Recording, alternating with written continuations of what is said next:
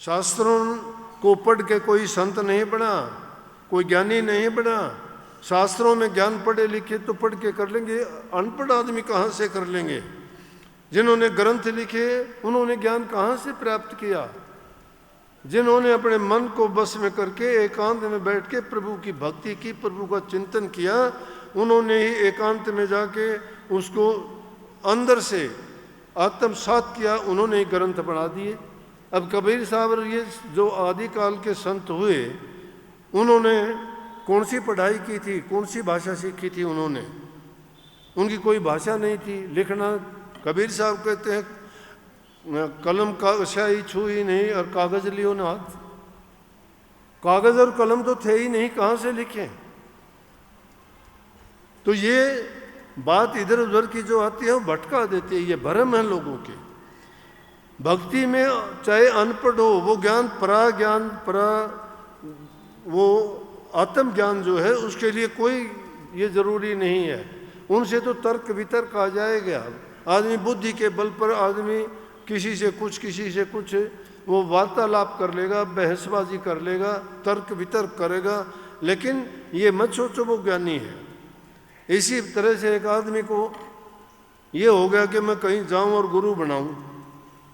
गुरु बनाने के लिए इधर गया उधर गया, 2-4 जगह जाने के बाद में किसी ने कहा कि एक महात्मा जंगल में भी रहते हैं। भाई, तृप्ति नहीं हुई उसकी। क्यों? जो आदमी सच्चे मन से कहीं जाके लगता है तो उसका फल उसको मिलता है, जरूर मिलता है। तुम किसी चीज़ की तलाश में निकलते हो ना, आपको अगर असली नहीं मिलेगी, पहली नकली मिल जाएगी, तो टाइम आएगा असली भी मिल जाएगी, क्योंकि आप खोज में लगे हुए हो। कभी झूठी होगी तो सच्ची भी प्राप्त हो जाएगी। तो इसी तरह से किसी ने बताया भाई एक महात्मा जंगल में भी एकांत में रहते हैं। उसके पास गया, जाके देखा और काफ़ी लोग भी थे वहाँ। जब उन लोगों के पास में वो रुका, अगले 2-3 दिन के बाद भंडारा था। रात के टाइम में वहाँ सत्संग हुआ। तो वहाँ भी एक अपने पढ़े लिखे आदमी थे, उसने बड़े लेक्चर दिए शाम को, और उनकी सब वो सारी बातें सुनी। उस आदमी ने बोले कि ओ, ये आदमी बड़ा ज्ञानी है, मैं तो इसको गुरु बनाऊंगा। सुबह को उठे, सारी बातचीत हुई। महात्मा से कहने लगा जी मेरी बात तो बन गई। बोला कि हाँ क्या हुआ? बोला आपने सुनी नहीं कि देखो कितना ज्ञानी था, रात को उसने कैसी कैसी बातें बताई। महात्मा हंसने लगा, बोला सारी सुनी आपने? बोला हाँ। बोला उसकी कौन सी बात थी उनमें? बोला क्यों जी, बहुत अच्छी थी बात उसकी, शास्त्र की बात। बोला उसने ये बात हुई कि उसने याद कर रखी थी, खाई हुई चीज़ की उल्टी कर रखी थी उसने। जो आदमी खाता है खा के उल्टी कर देता है, शास्त्रों से सीखी हुई बात थी। उसकी करनी क्या थी इसमें?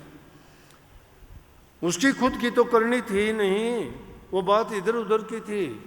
जो इंसान करनी करता है वो वास्तविक ज्ञान है। ये चुनभव नहीं है, अनुभव ज्ञान जिसको होता है वो ज्ञान है। संतों ने कही और ज्ञान सब ज्ञान ब्रह्म ज्ञान सोई ज्ञान। ब्रह्म ज्ञान कब होगा? जब आदमी अंतर में जाएगा, बाहर से अपनी दृष्टि को हटा के अपने आप को जो पहचान लेगा। हम अपनी खुद की खोज नहीं करते।